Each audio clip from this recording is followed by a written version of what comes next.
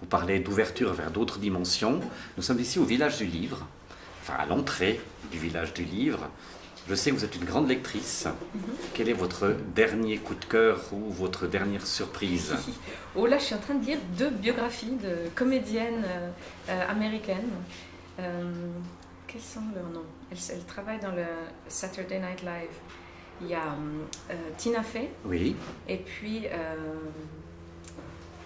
celui que je suis en train de lire maintenant, qui est de Amy Poehler. Tina Fey est une folle. Quand on regarde ses sketchs, c'est quelqu'un qui est assez redoutable. Sans limite, oui. Ouais. Ça vous plaît, ça? Ben non, moi ce qui me plaît, c'est toute leur approche de l'improvisation. Elles viennent du monde de l'improvisation. Ah, on y revient. Oui.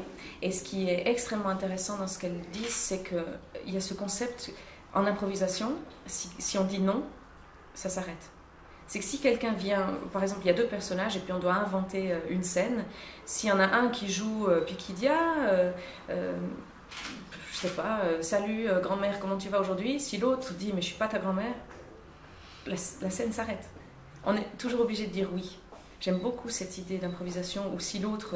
donc c'est pareil en musique, c'est que s'il y en a un qui propose une phrase musicale mais que l'autre il entre pas dans cette tonalité-là ou dans une réponse à ça, il se passera rien.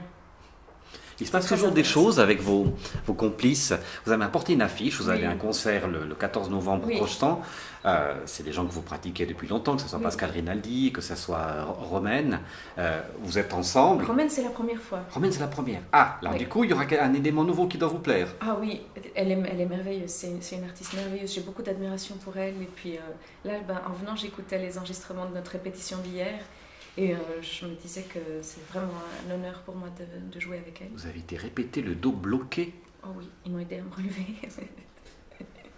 Ils étaient... Ouais, ben, je suis obligée.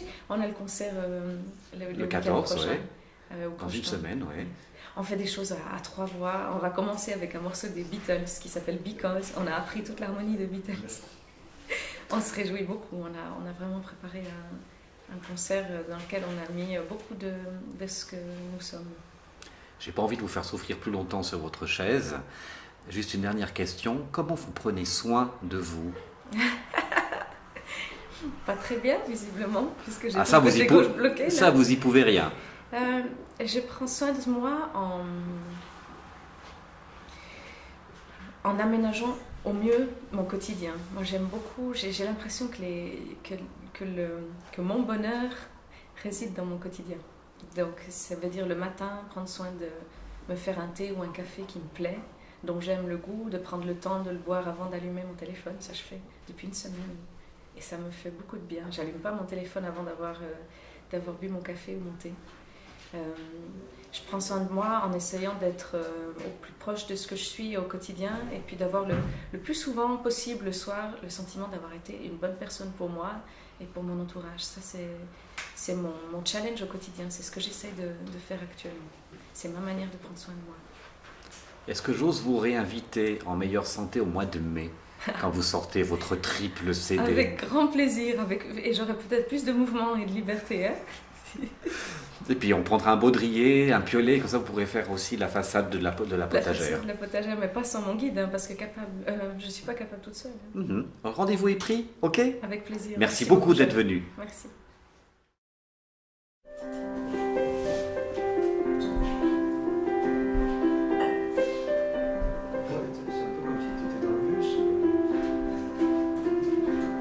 À trop penser, j'ai